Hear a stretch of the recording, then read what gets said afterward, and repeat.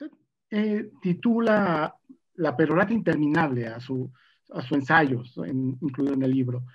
¿En qué momento lo que parecía un ejercicio inédito y de apertura, de comunicación que no se había dado en México, como una conferencia con mañanera diaria, se convirtió en una perorata? Desde el comienzo, desde antes de que se anunciara, porque ya había una experiencia previa, la de las conferencias del ahora presidente López Obrador, cuando era jefe de gobierno de la Ciudad de México. Como usted recordará, también había conferencias diarias. No había un control de la prensa tan estricto como hay ahora. No había, que yo recuerde al menos, esa simulación que implica la creación de supuestos periodistas, aprovechando el trabajo de gente que está en las redes sociales, pero sí había un intento para acaparar el debate público más que para responder inquietudes de la sociedad. Sin lugar a dudas, frente a la cerrazón delante de los medios de gobernantes anteriores, frente al temor a la interrupción con la prensa de muchos otros presidentes, parecía novedosa esta apuesta del presidente López Obrador para conversar todos los días con los medios. El problema es que no se trata de una conversación de interlocutores que se reconocen como tales, sino simplemente de una exposición del presidente que habla y habla y habla según la agenda que él traiga en la cabeza. Hace esta distinción y llama en su texto medios profesionales. En distintos países los medios toman abiertamente una posición política, ¿no? Están a favor o en contra. En México todavía no está tan desarrollado ese ejercicio. ¿Es necesario desarrollar eso o no? Yo creo que sí, y es un asunto de cultura política también. En México padecemos desde hace muchas décadas un paradigma que funcionó en la prensa de Estados Unidos y en otros países, pero que ha sido también desplazado por la realidad. Es el paradigma de la supuesta objetividad. Mucha gente todavía hoy en México, dentro y fuera de los medios, cree que los periodistas deben ser objetivos. Creen que la cobertura de asuntos debe ceñirse a criterios de objetividad, como si esto fuera posible. No hay, para reseñar cualquier asunto de la realidad, una descripción absolutamente objetiva, es decir, que prescinda de la subjetividad del que está mirando. ¿Cuál es la diferencia entre un periodismo serio, comprometido, crítico y en uno militante? Yo creo que el periodismo militante puede ser serio y profesional, puede reseñar la realidad desde distintos puntos de vista. Es difícil, pero en México se ha llamado periodismo militante al que antepone una causa política por encima de la realidad. Y entonces, ceñido a las anteojeras que tiene en virtud de esa simpatía política, el periodista oculta lo que no le conviene a su causa, magnifica aquello que quiere promover. De alguna manera todo lo hacemos cuando estamos en un medio de comunicación. Yo creo que por eso es importante ser explícitas estas simpatías, pero reitero, la militancia no me parece cuestionable. No creo que sea necesario que los periodistas no formen parte de partidos políticos, como ciudadanos tienen que hacerlo, ni me parece indispensable, porque además no ocurre, que no tengan simpatías con alguna causa, con un personaje, con un asunto político. Hay que hacerlo explícito y hay que hacer un esfuerzo para que esta posición no empañe la capacidad del periodista para mirar y comunicar la realidad. Pero ¿por qué es tan difícil en México aplicar un esquema como estos y dejar de depender tanto del esquema de la publicidad oficial? En primer lugar, porque nadie o casi nadie, salvo que haga un enorme esfuerzo de voluntad y transformación, de voluntad transformadora, nadie abandona una adicción de forma espontánea. Y los medios y muchos periodistas mexicanos están acostumbrados a esa adicción que ha significado la dependencia respecto del dinero público. Como hay dinero y es fácil obtenerlo, pues muchos medios y periodistas en la historia, qué sé yo, en los últimos 40, no, 50 años ya en este país, está repleta de medios de comunicación sin audiencia, sin calidad, sin trabajo profesional, a veces sin lectores, incluso con mucha dificultad. Estamos teniendo, por una parte, periodistas que buscan otra relación con el poder político, y esa relación tiene que pasar por la cancelación de esa dependencia de la publicidad oficial.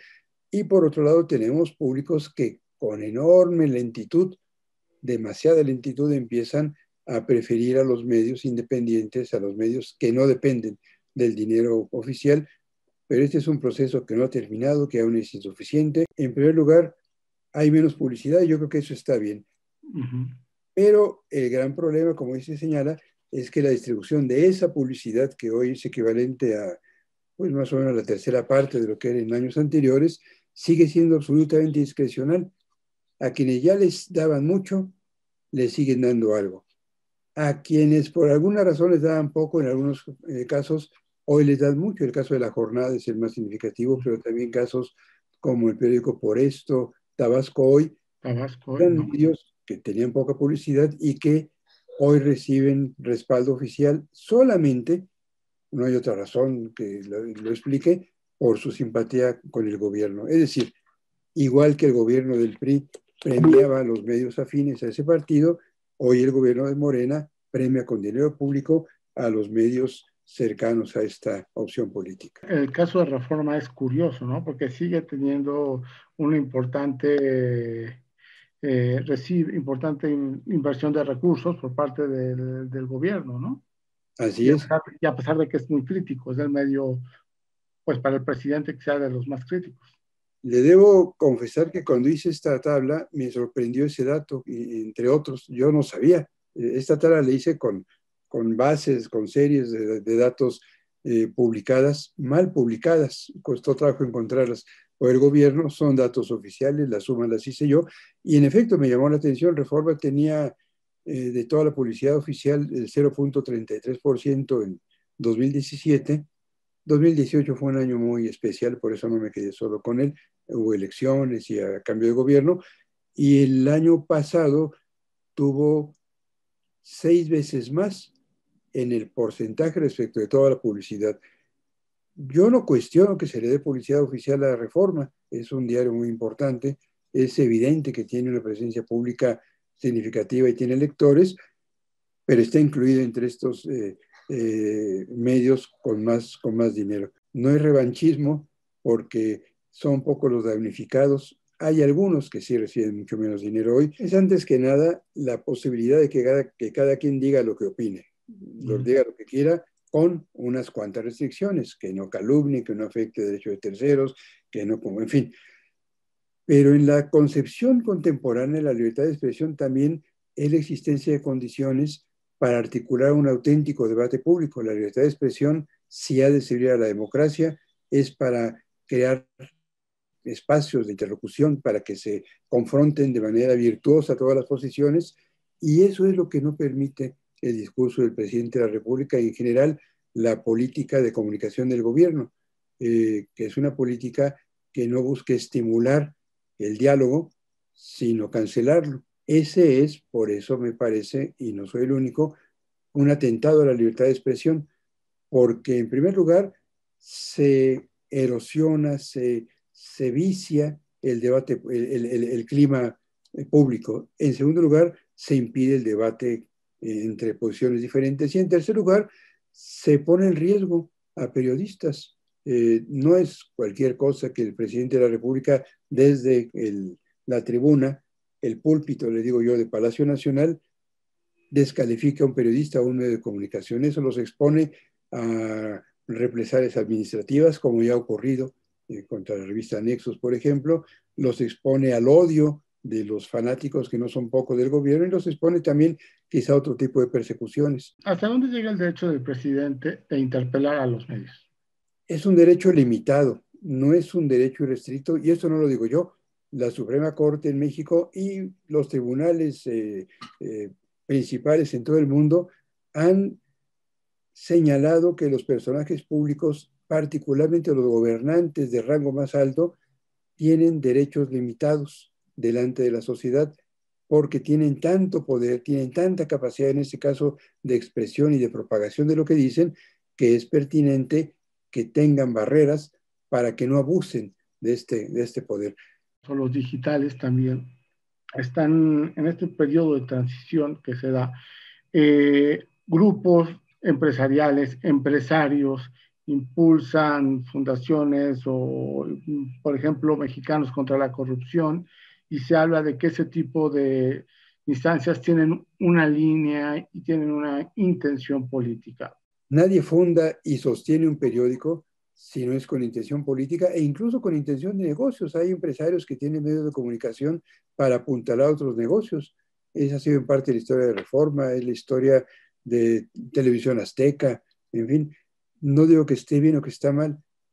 Sería candoroso suponer que hay medios de comunicación que solamente existen por el ánimo de suscitar el debate público. Y lo que ha ocurrido en el mundo en los últimos años, hay una tendencia interesante que creo que, no sé si surge en Estados Unidos, pero ya ha prosperado mucho, para que ante las dificultades de los medios de comunicación para sobrevivir, ante las enormes limitaciones que existen para hacer periodismo de investigación, haya grupos de la sociedad, con mucha frecuencia grupos sustentados por corporaciones privadas y por fundaciones privadas, que promueven el periodismo de investigación. Y eso es lo que está ocurriendo en México. Mexicanos contra la Corrupción tiene dirigentes que quizás cuentan, algunos de ellos, con biografías discutibles, todo lo que hacemos en público es discutible, pero están encabezados por gente profesional que, hasta donde puedo apreciar, financian periodismo que no tiene un sesgo a favor o en contra de una causa empresarial, hasta ahora por lo menos. ¿O hasta dónde llegará el desgaste de las... Con la mañanera del presidente López Obrador, el problema que tengo antes que nada es a partir de qué criterios analizarla. Si se considerase que es un ejercicio de comunicación pública, como lo digo al comienzo de mi artículo en el libro que usted leyó, podemos concluir que no hay tal, porque la comunicación política es para hacer política.